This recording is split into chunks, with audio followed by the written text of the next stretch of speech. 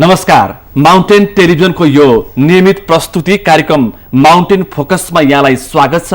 म सुनिल दाहाल। यतिखेर मुलुकको राजनीतिले अलि फरक धार लिएको छ।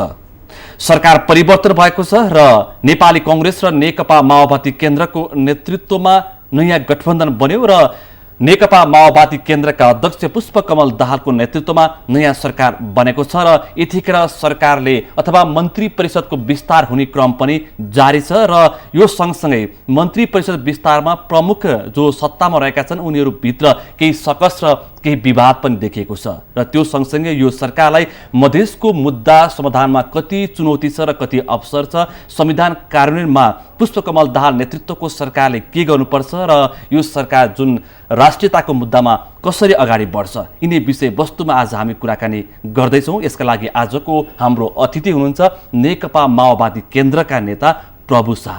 यहाँलाई स्वागत छ। धन्यवाद।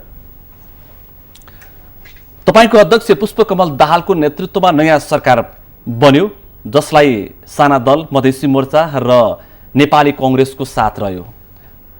अब तपाई मधेसको आन्दोलनमा निरन्तर लाग्दै आउनु भएको छ र मधेसको हक अधिकारको लागि तपाईले जुन किसिमको सङ्घर्ष गर्दै आउनु भएको छ, अब पुष्पकमल दाहाल नेतृत्वको यो सरकारले मधेसका माग सम्बोधन गर्न सक्छ र त्यसको लागि के कस्तो पहल भइरहेछ? होइन, मेरो विचारमा नेपालमा हामी जो लामो कालदेखि जो सङ्क्रमणकालीन अवस्था थियो त्यसको अन्त जरुरी छ।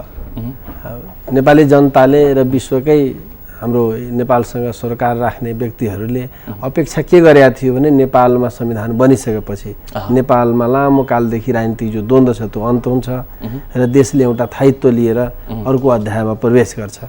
तर विडम्बना हामी जो हिजोका जो एउटा प्रोसेस थियो, सहमति सहकारीको जो यात्रा थियो, जो विगतमा हामी सम्झौता गरेका थियौँ, त्यसको भाव विपरीत संविधान निर्माण भयो, जसको कारण संविधान त बन्यो तर संविधान बनिसकेपछि जो अपेक्षा हामी राखेका थियौँ त्यो अपेक्षा पुरा भएन, किनकि त्यसमा असहमति रह्यो र त्यो कयौँ चिजहरू अपुग रह्यो। त्यसैले देशमा हामी जो यो संविधान निर्माण पछि जो सरकार बन्यो त्यसले सहमतिको एउटा वातावरण बनाउनु पर्थ्यो।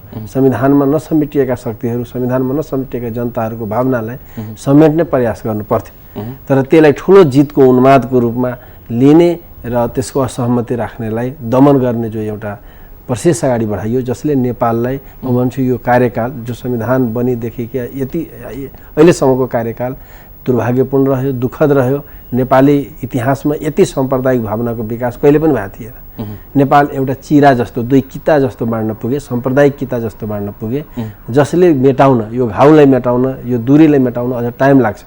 तैपनि जो सरकारको भूमिका जोड्नुको सट्टा लड्ने, फुटाउने र दमन गर्नेतिर रह्यो र यसरी अगाडि बढिराख्यो भने देशले अनिश्चितताको यात्रा, देश बर्बादीको यात्रा भएकोहरू केही पनि थिएन। यो नेपालकै आम नागरिकहरूको महसुस भएकै बेसमा हाम्रो पार्टीले सहमतिको लागि देशमा यसरी मुठभेडले देशलाई भलाइ हुँदैन र देशको जनताको यसले सहयोग गर्छ भन्ने बोधकै कारण एउटा सहमतिको विकल्पको रूपमा, सहमतिको प्रयासको रूपमा, सहमतिको लागि हामी केही न केही प्रयत्न गरौँ र देशलाई एकताबद्ध बनाएर अनि देशलाई हामी विकास र समृद्धिको यात्रामा लान सक्छौँ, देशलाई स्थिर बनाउन सक्छौँ, स्थायित्वसहित हामी देशको यो जो शासन प्रणाली हो त्यसलाई हामी कार्यान्वयन गर्न सक्छौँ भन्ने उद्देश्यबाट अगाडि बढेका हौँ। अहिले संविधान त बन्यो, संविधान कागजमा बनेको छ, तर संविधानले परिकल्पना गरेको व्यवस्था बनाउन बाँकी नै। भन्नुहुन्छ यो संविधान मात्र कागजमा बनेको छ भन्नुहुन्छ, तर तपाईँको पार्टी नेकपा माओवादी केन्द्र भने यो संविधानलाई ऐतिहासिक सफलताको संज्ञा दिन्छ भनेपछि तपाईँले भने जस्तो पार्टीभित्र होइन पनि असन्तुष्टि छ। मैले तपाईँको भाव बुझेँ। मेरो विचारमा नेपालमा जो संविधान बनिरहेकै थिएन, अहिले पनि संविधान सभाको चुनाव भइसकेपछि मान्छेको आकलन के थियो नि, यिनीहरू पनि टाइम लम्ब्याउँछ, आखिर संविधान बन्दैन, बेकार संविधान सभाको मागै ठिक थिएन। किन संविधान सभाबाट अहिलेको दुनियाँमा संविधान बन्दैन, किन पहिलो संविधान सभा दुई पटक म्याद थप्दा पनि बन्या थिएन। दोस्रो संविधान सभा पनि एक वर्षमा बनाउने प्रतिबद्धता पनि नागिरहेको थियो, झन् देश आन्दोलन र द्वन्द्वतिर थियो भने त्यो परिवेशमा मान्छेले आकलन गर्ने एउटा ठुलो निराशा थियो नेपाली जनतामा। यो निराशाको बेसमा जो संविधान बन्यो एउटा ठुलो उत्साह त्यसले दियो।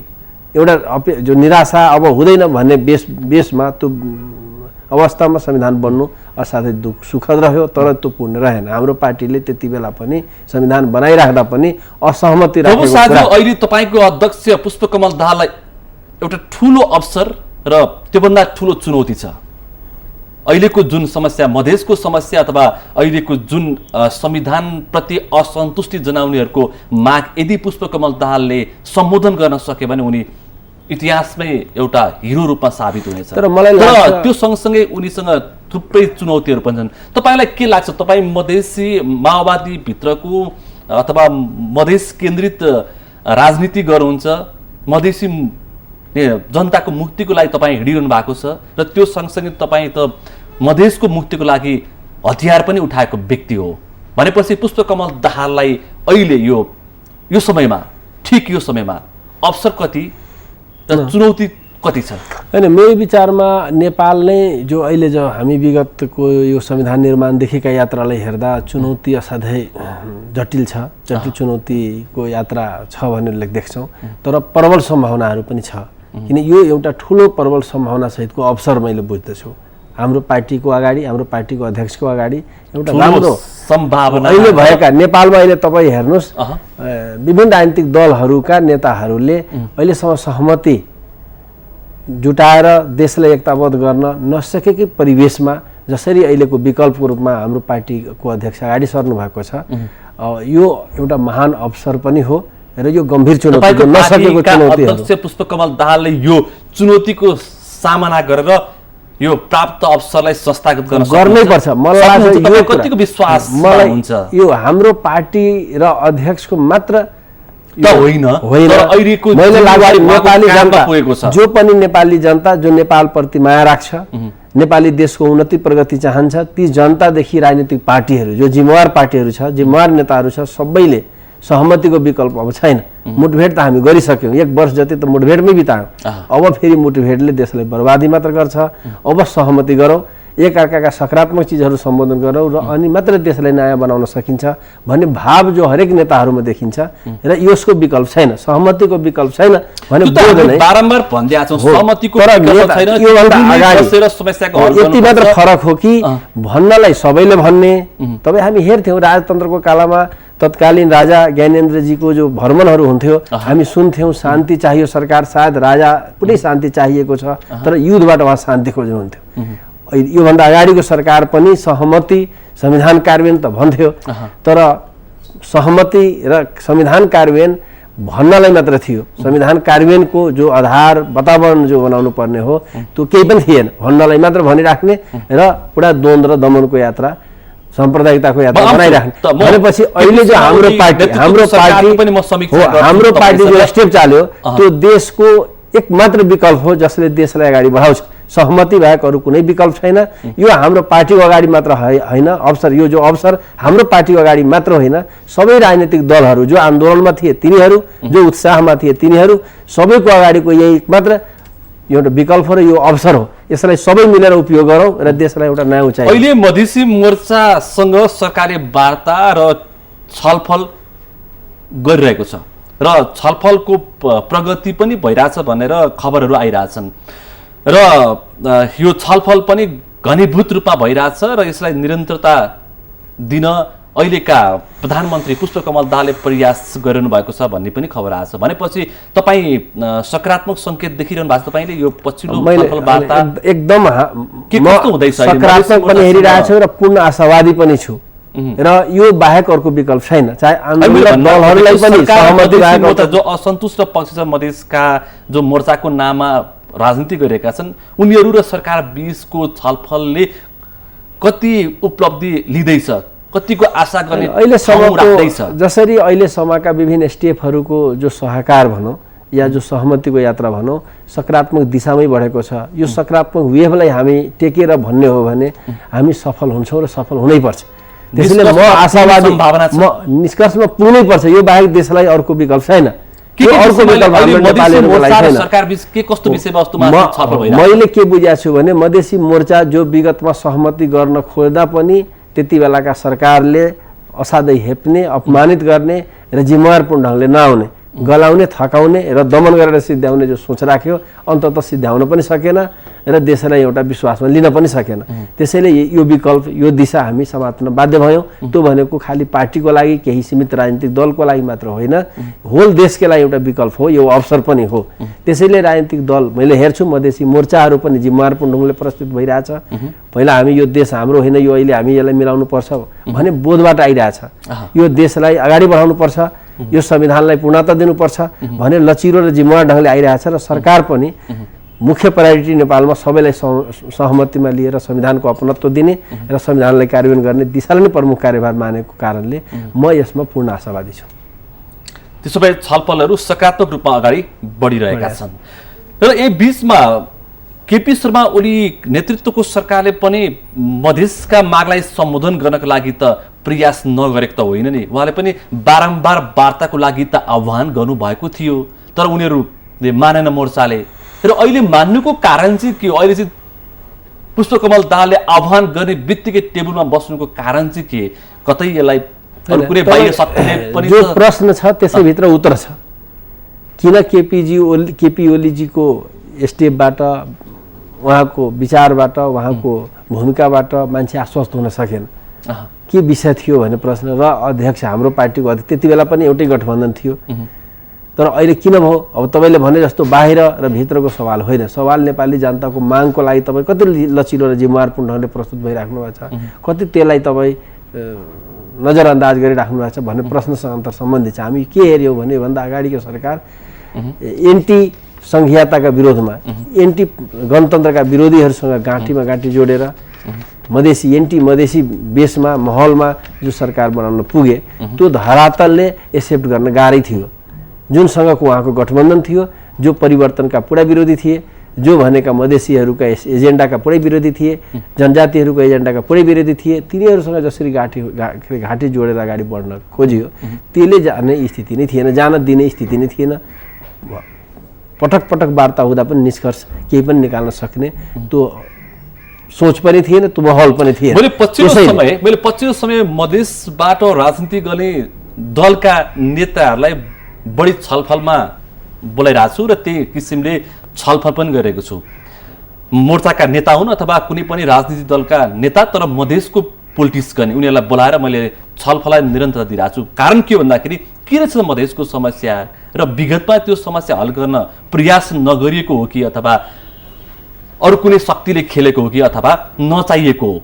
तपाईँ हामीले घरका झगडालाई, घरका विवादलाई हामीले आफै सल्टाउने एउटा नेतृत्व क्षमता देखाउनु पर्थ्यो, तर हाम्रो नेतृत्व क्षमता कस्तो रह्यो? घरमै आफ्नो पेलेर दमन गरेर सिद्ध्याउने मर्दानगी देखाउन थाल्यौँ। हामीले आफ्नो नेतृत्व क्षमता दमनमा देखाउन थाल्यौँ, दोष विदेशीलाई दिने, तर व्यवहारमा हाम्रो आफ्नै नेपालीहरूलाई दमन गर्ने सोच हामी देख्यौँ। त्यसलाई कसरी अधिकार कटौती गर्न सकिन्छ, कसरी यसलाई झुक्याउन सकिन्छ, कसरी यसलाई षड्यन्त्रमा फसाउन सकिन्छ, कसरी यसलाई थिच्न सकिन्छ भन्ने सोच संविधानमा मधेसका मुद्दालाई कहीँ पनि नछोएको भन्ने ठाउँ पनि छैन नि त। जसरी मधेसी मोर्चाहरू आन्दोलनमा आए, तपाईँहरू अथवा माओवादी, काङ्ग्रेस, एमाले भित्रैकै मधेस केन्द्रित राजनीति गर्नेहरूले पनि यसलाई असन्तुष्टि जनाए र केहीले सन्तुष्टि पनि जनाए आफ्नो ठाउँमा। तर मैले भन्न खोजेको त्यहाँ मधेसका मुद्दा, यो नयाँ संविधानले मधेसका मुद्दा कहीँ पनि छोएको छैन, पुरै मधेसलाई व्यवस्था नै गरेको यो नयाँ संविधानले।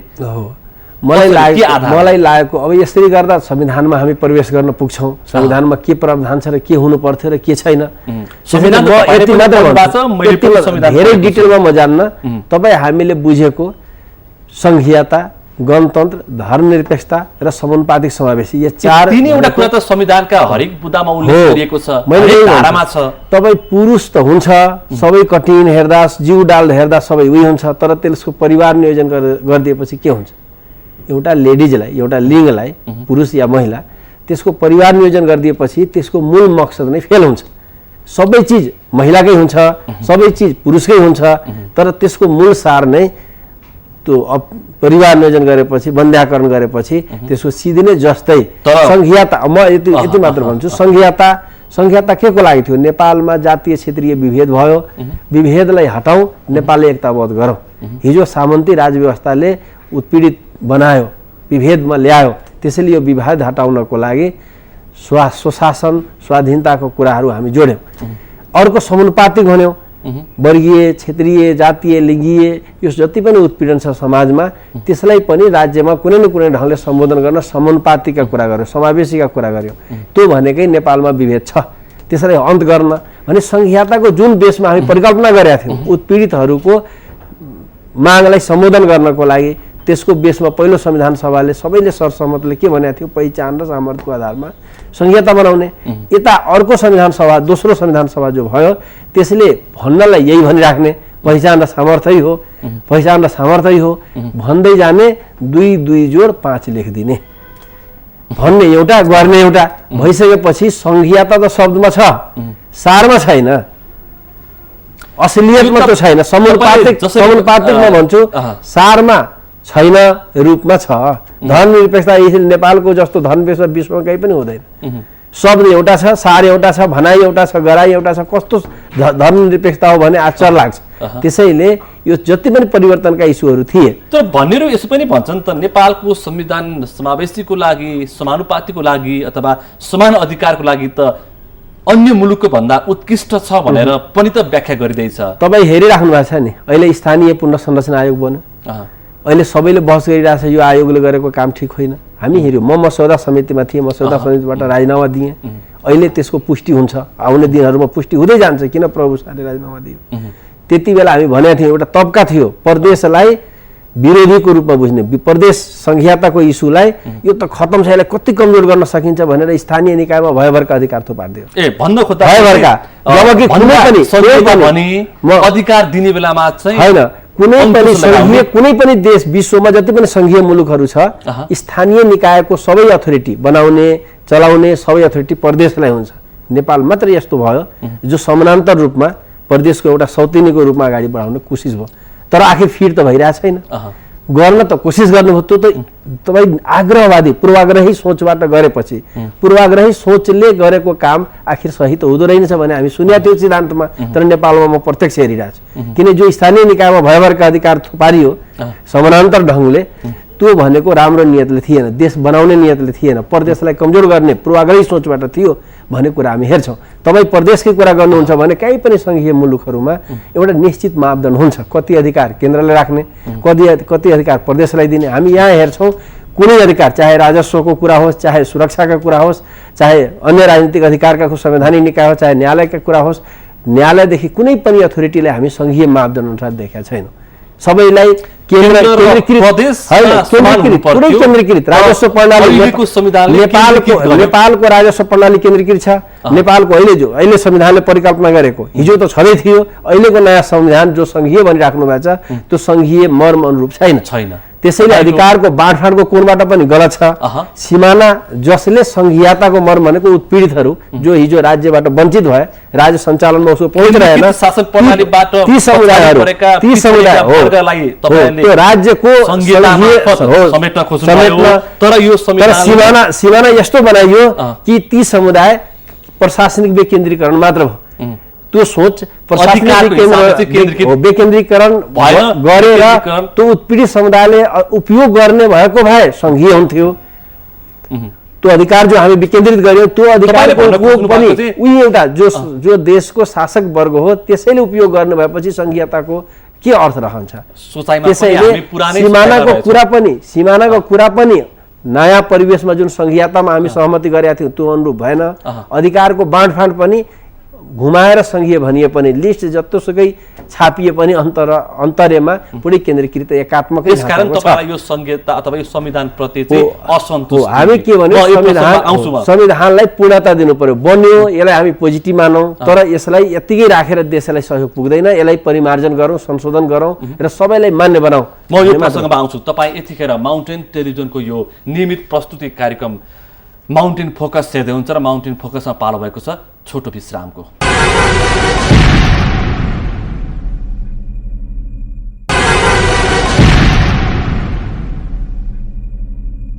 तपाईलाई पुनः स्वागत छ तपाईँ यतिखेर माउन्टेन टेलिभिजनको यो नियमित प्रस्तुति कार्यक्रम माउन्टेन फोकस हेर्दै हुन्छ र माउन्टेन फोकसमा हामी समसामयिक राजनीतिक घटनाक्रम र अहिले बदलिदो परिस्थिति अनुसार नयाँ सरकार बनेको छ यो सँगसँगै मधेसका मुद्दालाई समाधान गर्न छलफल र वार्ताहरूले तीव्रता पाएको छ संविधान कार्यान्वयनका विषयहरूले पनि अहिले प्राथमिकता पाएको छ त्यो सँगसँगै अब नेकपा एमाले सरकारभन्दा बाहिर पुगेपछि अथवा प्रतिपक्षमा पुगेपछि अब त्यसको मूल राजनीतिमा कस्तो असर पार्छ र त्यो सँगसँगै अन्य विषयवस्तुमा पनि आज हामी कुराकानी गर्छौँ। त्यसको लागि आजको हाम्रो अतिथि हुनुहुन्छ नेकपा माओवादी केन्द्रका नेता प्रभु शाह।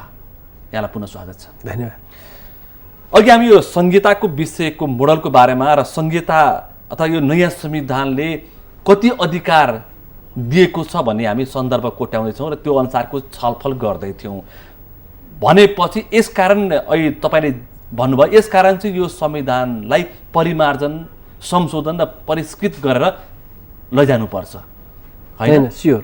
हाम्रो पार्टीले त्यति बेला पनि संविधान नबनिरहेको सन्दर्भमा संविधान बनाउनु पर्छ, तर संविधान पूर्ण छैन, तर नोट अफ डिसेन्ट राखेको तपाईको पार्टीले त्यो भनिरहँदाखेरि मधेसी मोर्चाले चाहिँ जो प्रमुख राजनीतिक दलका आबद्ध मधेसवादी नेताहरू छन् उनीहरूलाई चाहिँ प्रतिगामीसम्मको शब्द प्रयोग गरेर मधेस विरोधी भनेर तपाईँहरूलाई आरोप पनि लगाइयो होइन? स्योर। तपाईँले समय अनुकूल अथवा जुन समयमा तपाईँले जुन ढङ्गको निर्णय गर्नु पर्थ्यो त्यो चाहिँ गर्न नसकेको होइन। निश्चित रूपमा हाम्रो पार्टीको नेतृत्वमा संघीय गठबन्धन बनेको थियो र केही एजेन्डाहरूमा केही मागहरूमा हामी अझै संयुक्त त्यही कारणले गर्दाखेरि मधेसका मुद्दा समाधान हुनको लागि समस्या भएको र मधेसका माग पुरा हुनको लागि समस्या र सकस भएको भनेर उहाँहरू टिप्पणी गर्दै हुनुहुन्छ हैन? तपाईहरुमाथि हाम्रो मेरै पार्टी हाम्रै अध्यक्षको नेतृत्वमा एउटा संघीय गठबन्धन बनेको झन्डै 30 दल वरिपरि सबै शक्तिहरू मिलेर एउटा लामै सङ्घर्षको यात्रा तय गरेका थियौँ।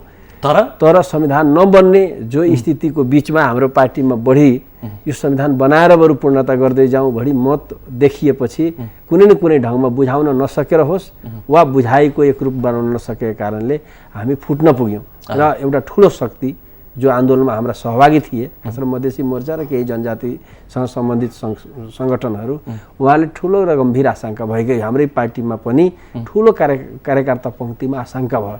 हिजो जुन इस्युमा हामी लड्दै आएका थियौँ, जनयुद्ध भर्खर यो आन्दोलन भइरहेको थियो, त्यो इस्युमा किन छोडे? आफू कमजोर हुँदा पुष्पकमल प्रचण्डले मधेसी मोर्चा गठबन्धन बनाए र आफू अलिकति सक्षम हुन थालेपछि मोर्चालाई छोडेर अलिकति स्वार्थको पोलिटिक्स गर्यो भनेर पनि आरोप लाग्यो। अब यति बेलाको तपाईँ घटनाक्रमलाई हेर्नुहुन्छ भने हाम्रो आशंका मात्र थिए, किनकि पार्टी नेतृत्वले संविधान नबनिरहेको सन्दर्भमा संविधान बनाउने र बनिसकेपछि यसलाई पूर्णता दिन यो स्टेप चालेकोले पनि पुष्टि गर्छ। किन हाम्रो पार्टी र हाम्रो पार्टीभित्र यो एजेन्डा छोड्ने सोच पूर्ण रूपमा गलत थियो, छोडेका थिएन भन्ने कुरा नै अहिलेसम्म घटनाक्रम। हामी जसरी जिम्मेवार ढङ्गले यो आन्दोलनरत शक्तिहरूको मागको नजिक छौँ र त्यसमा हामी लचकताका साथ अगाडि बढिरहेछौँ, यो भनेकै हिजो हामी सहकार्य जो गरेका थियौँ त्यसको मर्म पनि त्यहाँ लुकेको छ भन्दा हुन्छ।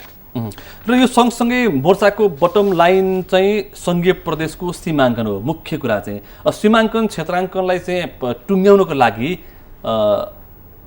केपी शर्मा ओली सरकारले चाहिँ नगर्ने, पुष्पकमल दाहाल नेतृत्वको सरकारले चाहिँ गर्ने भनेर फेरि कसरी विश्वास गर्ने? मेरो विचारमा एउटा सरकारको मात्र प्रायोरिटी हो भन्न थाल्यो भने सही होइन। सरकारले के गर्ने? सरकारमा तपाईहरु पनि सरकारमा हुनुहुन्थ्यो, केपी शर्मा ओली नेतृत्वको सरकारमा पनि तपाईहरु हुनुहुन्थ्यो र अहिले तपाईहरु माओवादी केन्द्र आफै कांग्रेसको सहयोग र मोर्चाको सहयोगमा सत्तामा छ भनेपछि यो कसरी सम्भव भयो? तपाईँ हेर्नुहुन्छ भने त्यति बेला पनि एमाले अग्रसरता लिने, किन एमाले सरकारको नेतृत्व गरिरहेको थियो, अग्रसरता लिनु पर्थ्यो र कांग्रेस जति बेला प्रतिपक्षमा थिए तिनीहरूलाई पनि विश्वासमा लिनुको सट्टा हामी के देख्यौँ भने कांग्रेस बरु अलिकति जिम्मेवार ढङ्गले सम्बोधन गर्न पाए हुन्थ्यो भन्ने चाहने र सरकारले नै त्यसलाई भाड्न खोज्ने जस्तो हामी विगतको तितो अनुभव तपाईँ हामी हेर्न सक्छौँ।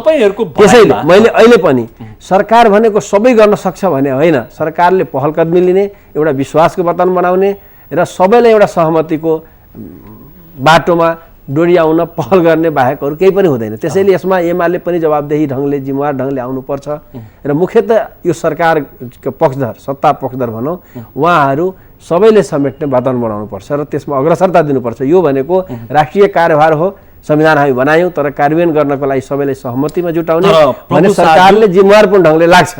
तर प्रभु शाहज्यू, यो संविधान कार्यान्वयन र यो संहितालाई जुन संहितालाई हामीले चाहिँ व्यवहारमा उतार्नको लागि अथवा संविधान कार्यान्वयनको लागि र अहिलेको समस्या हल गर्नको लागि संविधान संशोधन आवश्यक छ, त्यसको लागि त एमाले बिनाको संविधान संशोधन सम्भव छैन भनेपछि तपाईले एमालेलाई मात्रै अब बाइपास गरेर पेलेर भित्तामा पुर्याउने सम्भावना छैन किनकि एमाले बिनाको कुनै पनि राजनीतिक समस्या हल हुन सक्दैन।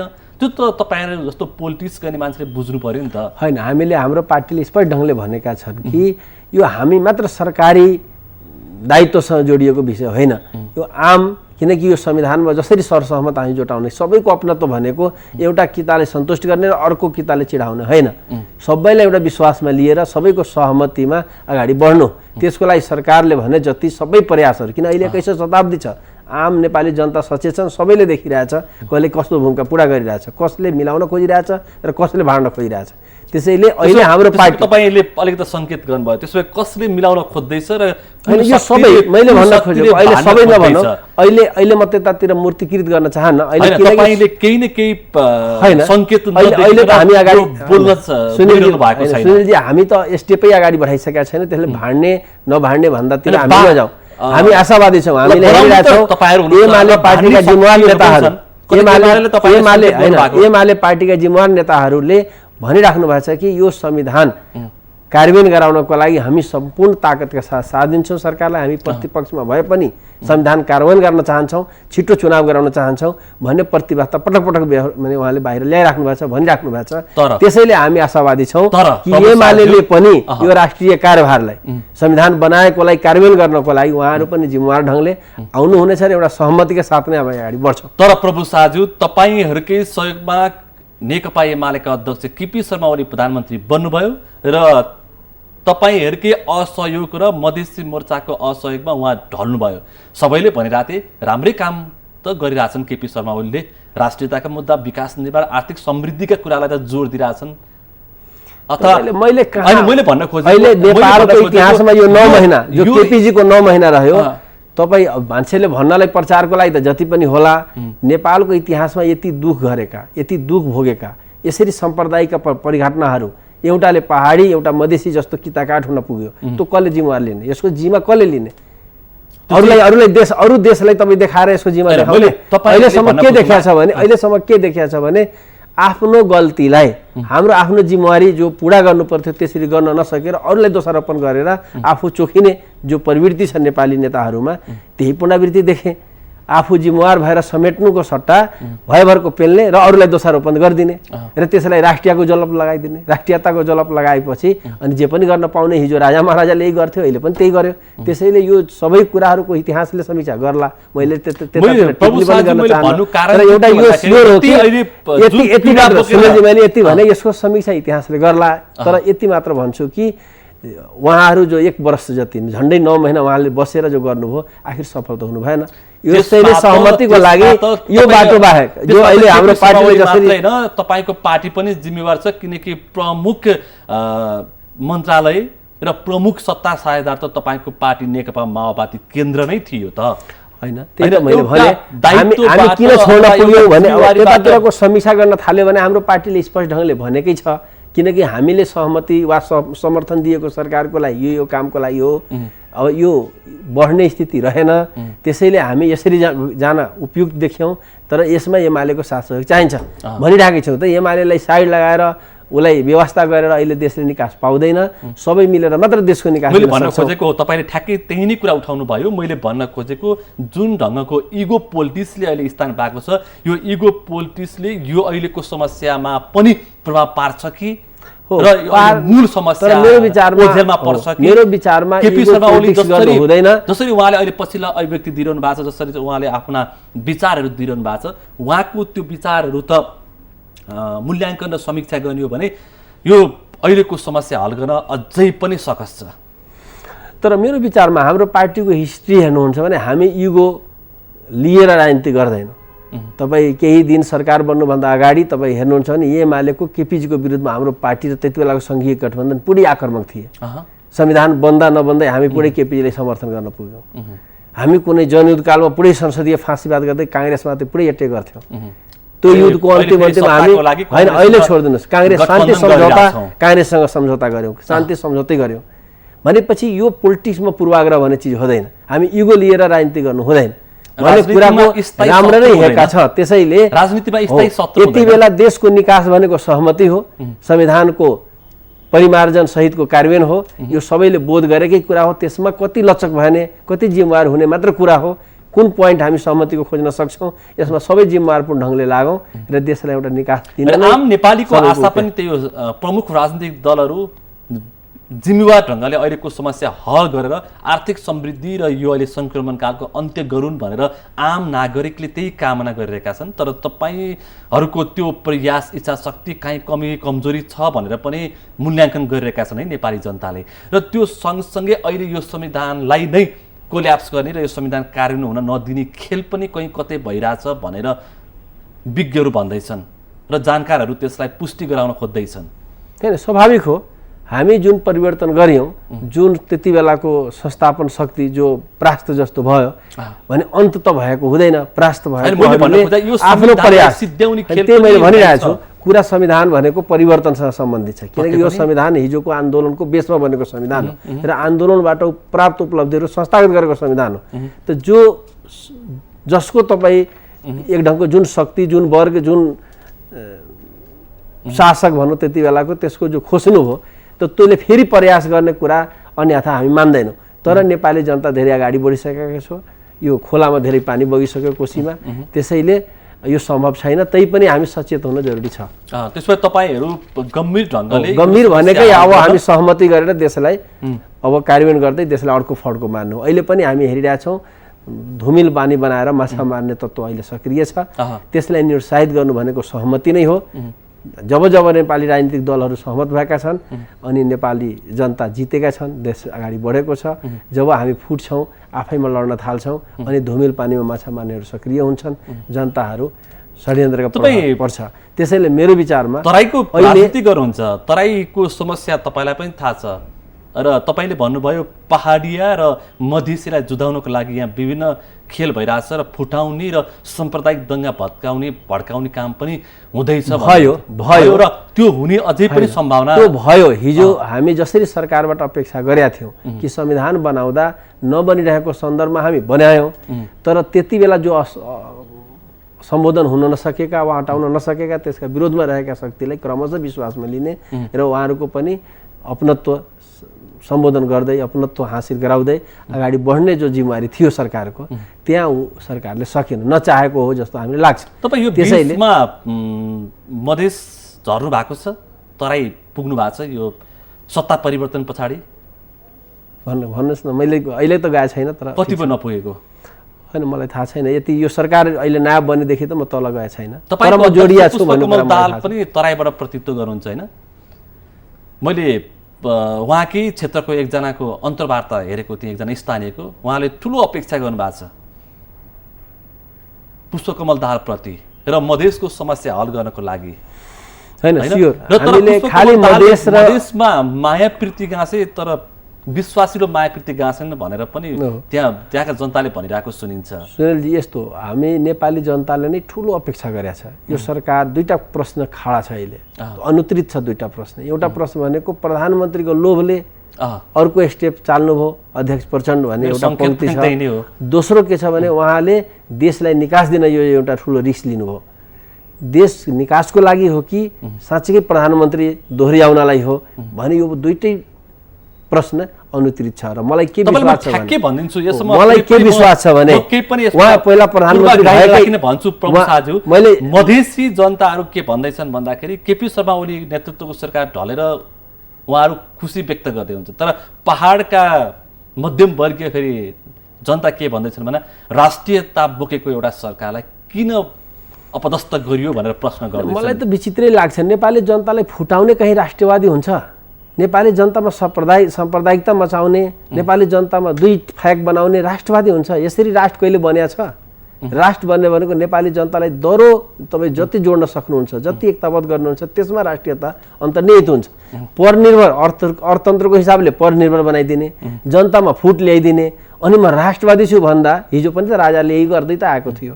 त्यसैको पुनरावृत्ति भयो, यो त सबैले बुझेकै कुरा भयो। त्यसले नेपाली जनता सबैले महसुस के गरेछ भने यसरी हामी नेपालीहरू आफ्नै दाजुभाइहरू लडेर नेपाललाई भलो हुँदैन भन्ने बोध नै बढीमा देख्छु। चाहे ऊ पहाडी होस् चाहे मधेसी होस् होइन मैले यति बुझेको छु यसरी अतिवादबाट हामी आफैमा लडेर देशलाई हामी सहयोग गर्दैनौँ यसरी लड्ने राष्ट्रियताको नाउँ दिएर आफ्नो स्वार्थ एउटा वर्ग र समुदायको स्वार्थ सिद्धि गर्ने सोचले राष्ट्रियता बलियो हुँदैन भने हेक्का सबै नेपालीहरूमा छ किन 21औं शताब्दीको नेपाली भइसक्यो त्यसैले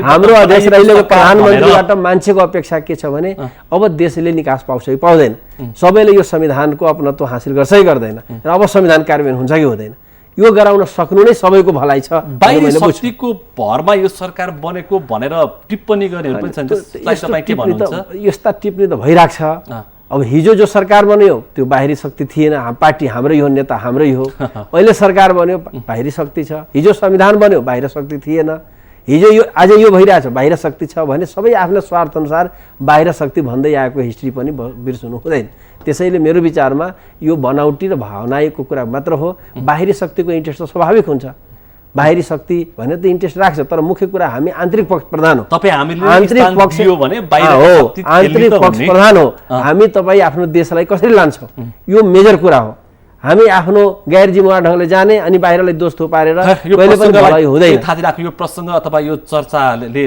धेरै स्थान पाइसक्यो अब भनेको सहमति र सहकार्यबाट मात्रै संविधान कार्यान्वयन गर्नुको अहिलेको मूल दायित्व प्रमुख राजनीतिक दलको यहाँ अहिले फेरि के पनि भनिँदैछ भने संविधान संशोधन विधेयक अघि बढाइसकेपछि मोर्चा पनि सरकारमा आउँछ र यही पुष्पकमल दाहाल नेतृत्व गरेको सरकारमा सहभागी हुन्छ र त्यसको लागि चाहिँ केही मन्त्रालय छुटाइएको छ पनि भन्ने चर्चा छ त्यो हो वास्तविकता त्यही नै हो यो आधिकारिक कुरा त मधेसी मोर्चा वा संघीय गठबन्धनसँग सोध्दा उचित हुन्छ तर मैले जसरी बुझिरहेको छु एउटा सरकार उहाँहरूले स्पष्ट ढंगले आफ्नो धारणा प्रतिनिधि र तपाई पनि मन्त्री बन्ने भएको हुनाले उहाँहरूले स्पष्ट ढंगले भनिराख्नु भएको छ कि हाम्रो मागको पूरा हुने सुनिश्चितता चाहियो सुनिश्चितता के हुन्छ भन्ने कुराको छलफल छ उहाँहरू जो माग्दै आउनु भएको छ त्यो माग सम्बोधनको सुनिश्चितता चाहियो संविधान संशोधनको सुनिश्चितता चाहियो यसरी भइसकेपछि संविधान सबैको हुन्छ र संविधानलाई कार्यान्वयन गर्ने हाम्रो दायित्व पनि हो त्यसरी सरकारमा हामी नजाने भने हुँदैन कुरा संविधानको अपनत्वसँग छ त्यसले हाम्रो माग सम्बोधनको सुनिश्चितता भयो भने हामी सरकारमा जान्छौँ भन्ने कुरा मैले बुझिएको छु तर आधिकारिक कुरा त उहाँहरूले नै भन्दा राम्रो हुन्छ सम्भावना तपाईँ के देख्नुहुन्छ मधेसी मोर्चा पनि पहिलाको तुलनामा धेरै जिम्मेवार र लचिलो ढंगले आएको जस्तो देख्छु मैले अब अरू पार्टी सरकार र मुख्यतः एमाले पनि जिम्मेवार ढंगले आएर यसलाई सम्बोधन गरेर अगाडि बढाइयो भने देश अर्को फड्को मार्छ तपाईले त आज धेरै नै हामी केही समयदेखि अलि निराशाका बहस गर्दै आएका थियौँ आज तपाईले अलि सकारात्मक र आशालाग्दा कुराहरू राख्दै हुनुहुन्छ आशा गरौँ तपाईले पाएको इन्फर्मेसन अथवा जानकार सत्य साबित होस् र अहिलेको यो समस्या जुन छ त्यो समाधानतर्फ उन्मुख हो खैर मलाई छोटकरीमा भनिदिनुस् पुष्पकमल दाहालले अब के गर्नु पर्ला महत्त्वपूर्ण कामहरू के छन् उनीसँग मेरो विचारमा अहिले देशमा जो संविधान बनाइयो संविधान बनाएको मैले भनेको थिएँ संविधान बन्या मात्र जसरी नक्सा बनाइसकेपछि घर बनाउन बाँकी नै हुन्छ भने जस्तै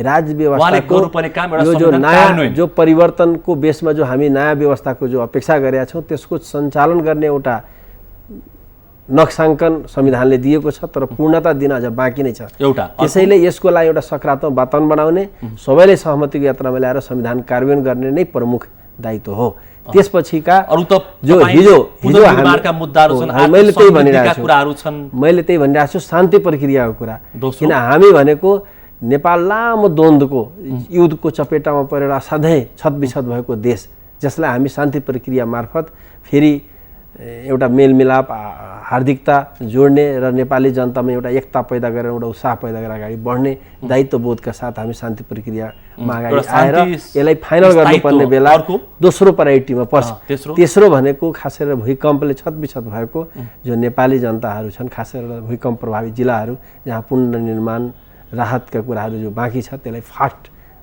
जसरी हामी दैवी प्रकोपमा परेका प्राकृतिक प्रकोपमा परेका जनतालाई तुरन्त राहत गर्यो त्यस्तै पुनर्निर्माणलाई त्यही द्रुत गतिमा गर्नुपर्ने हो तेस्रो भनेको खास गरी युवाहरू जो बाहिर गइरहेछन् अहिले बाहिर नगयो भए सायद नेपालमा झन् हालत बेहाल हुन्थ्यो। तर नेपाल बाहिर पठाएर नेपाल बन्दैन, नेपालमै त्यसको रोजगार सृष्टि गर्ने र एउटा विकास र समृद्धिको दिशा दिने। हामीले के विश्वास छ भने विकास र समृद्धिकै कुरा नेपालको स्थिरता र स्थायित्वसँग जोडिया छ, शासन प्रणालीको सही सञ्चालनसँग जोडिया छ। त्यसले पहिलो प्रायोरिटी भनेको यो संविधानकै कार्यान्वयन हो, आम जनता उत्साहित बनाउनु हो। किन निराशाले मान्छे बाहिर पलायन भइरहेछ। नेपालमा के गर्न सकिन्छ भनेर यसो पनि भन्नु पुष्पकमल दाहालसँग अहिले केपी शर्मा ओली सरकार ढालिसकेपछि के आशा पनि गरेका रहेछन् के नेपाली जनताले। तर उहाँले जुन ढङ्गको अहिले मन्त्रीमण्डलमा विस्तार गर्दै हुनुहुन्छ त्यो चाहिँ फेरि जुन जुन पार्टीमा साथ दिएका थिए, जुन निर्वाचनताका मन्त्री प्रधानमन्त्री बन्ने क्रममा जस्ता पनि खालका मान्छेलाई मन्त्री बनाएर उहाँले फेरि गलत कामको सुरुवात गर्नुभयो पनि भनेर टिप्पणी गरेका छन्। कुरा यो के गर्नु भन्दा परिणाम के निस्क्यो जो कोइलाई नि तपाईले हामी हेर्यौ भन्ने छ र केपी जी को सरकार धेरै मन्त्रालय बनायो, 25 को परिकल्पना गरेका थियो संविधानले, 30 सम्म पुर्याउनु भयो, 7-8 उप प्रधानमन्त्री बनाउनु भयो। यदि उहाँ सहमतिमा सबैले ल्याएर संविधान कार्यान्वयन गराएको भए सबै मान्छेले महान मान्थ्यो। कुरा यो होइन, कुरा परिणाम निकाल्न। यति बेला सहमतिको लागि के गर्न सही छ परिणामको लागि पनि म भनिरहेको छु हुनु पर्यो। मैले के भनिरहेको छु, अहिले देशलाई सुशासनको दिशामा समृद्धिको दिशामा भन्दा पहिलो स्टेप मेरो विचारमा सहमतिको लागि प्रयास गर्नुपर्छ। सहमतिको लागि सबै शक्ति, सबै बुद्धि, सबै ध्यान सहमतिमा गरेर संविधान एउटा ट्र्याकमा ल्याइयो भने अनि बिस्तारै सुशासन र समृद्धिको दिशामा बोल्डी जानुपर्छ।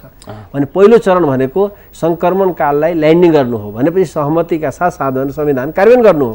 त्यो पहिलो अध्यायमा पर्छ र सहमति भनेकै बिचको बाटो हो, खराब र नराम्रो, राम्रो र नराम्रोको बिचको एउटा मिलापत्तर हो भन्ने बुझ्दा हुन्छ। त्यसले सुशासनलाई पनि कमजोर गर्छ। किन जसरी नेपालमा जो सङ्क्रमणकालीन अवस्थामा हामी जो सहमतिको यात्रा गऱ्यौँ जसबाट धेरै विकृतिहरू, धेरै भ्रष्टाचारहरू, धेरै अनियमितताहरू जो टाउको उठाए, त्यसैले यसलाई दबाउनको लागि पहिला राजनीतिक जो कोर्स छ यसलाई पुरा गर्नुपर्छ भनेको संविधान कार्यान्वयन गर्नुपर्छ। संविधान कार्यान्वयन गरिसकेपछि एउटा धक्का सुशासन र समृद्धिको धक्का हुन्छ, दोस्रो अध्याय हुन्छ। तपाईहरु यति मिठो कुरा गर्नुहुन्छ, तपाईको पार्टी भित्रै मन्त्री छाड्न कति सकस भएको छ तर मलाई लाग्दैन। अहिले हाम्रो पार्टी दाबी गर्दै आयो। मलाई के लाग्छ भने हाम्रो पार्टीले एक मतले अध्यक्षको जिम्मा दिएकोले अरु प्रचार बाहिर आए जस्तो केही पनि छैन। तपाई पनि मन्त्री हुने लाइनमै हुनुहुन्छ। मन्त्री हुने नहुने कुरा भन्दा यो राष्ट्रिय कार्यभारलाई आफ्नो भूमिका कहाँ पुरा गर्ने नै प्रश्न प्रमुख हो भन्ने मैले बुझ्छु। हामी कार्यक्रमको अन्तिम चरणमा छौँ। तपाईलाई कुनै समय डाक्टर बाबुराम भट्टराईको नजिकको पात्रको रूपमा परिचित गराइन्थ्यो, तर तपाईँ चाहिँ नयाँ शक्तिमा जानु भएन, किन? हैन, मेरो विचारमा हामी पार्टीमा बहसहरू चलिरहेको हुन्छ हरेक मोडमा, र एउटा मोडमा एउटा इस्युमा एकसँग जोड्ने, अर्को इस्युमा अर्कोसँग जोड्न पुग्छ। त्यसैले एकचोटिको मात्र दृश्य हेरेर मान्छेले आकलन गर्नु हुँदैन। किन जुन बेला हाम्रो पार्टीमा विद्रोहको लाइन र शान्ति र संविधानको लाइनमा बहस चल्दै थियो, हामीलाई लागेको थियो कि शान्ति र संविधानको बाटोबाट देशलाई हामी नयाँ उचाइ दिन सक्छौँ। त्यति बेला हामी बाबुरामसँग जोड्यौँ। तर भर्खर यो संविधान तपाईँ हेर्नुहुन्छ, जुन बेला संविधान पारित भइरहेको थियो, बाबुरामजी र अध्यक्ष हाम्रो पार्टीको अध्यक्ष प्रचण्डजी सँगै हुनुहुन्थ्यो, संविधान बनाउनतिर पुरै लागिराख्नु भएको थियो। मैले राजीनामा दिएर बाहिर हिँडिरहेको थिएँ भनेपछि तपाईँ हामी एकै ठाउँमा थियौँ भन्ने त यो प्रमाणले के भन्छ? त्यसैले डाक्टर बाबुराम भट्टराईको नयाँ त्यसैले अब नयाँ कारण चाहिँ के र हैन, नयाँ शक्ति अब यसोमा प्रवेश नगरौँ। नयाँ शक्ति थोरै तपाईसँग चर्चा गर्न धेरै चर्चा गर्न अहिले मलाई लाग्छ सन्दर्भ अहिले अर्कोतिर छ। तर बाबुरामजीले नयाँ शक्ति बनाउनु भन्दा पनि अगाडिका अध्यायहरू, जुन बेला म मस्यौदा समितिबाट राजीनामा दिइरहेको थिएँ त्यति बेला बाबुरामजी र अध्यक्ष एकै ठाउँमा हुनुहुन्थ्यो, पार्टीमा एउटा किता सहमतिकै अगाडि बढिरहेको थियो। जब म संविधान सभामा बहिष्कार गरेर मतदान प्रक्रिया त्यति बेला बाबुरामजी र अध्यक्ष एकै ठाउँमा हुनुहुन्थ्यो।